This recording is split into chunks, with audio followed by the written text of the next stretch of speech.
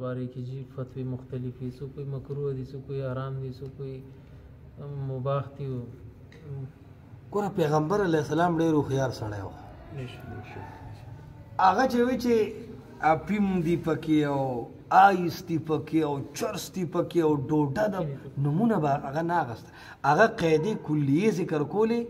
ته به جزیات لټې هغه فرمایلي دي کل مسکر حرام هر نشې والا څیز حرام دی او منطقیان وایي دا کلو سور د موجبي کلیې دی اثبات د محمول کوي د موضوع ټولو افرادو له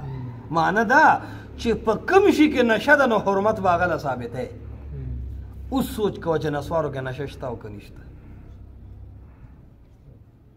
چې نشه پکې نه وته کې ولي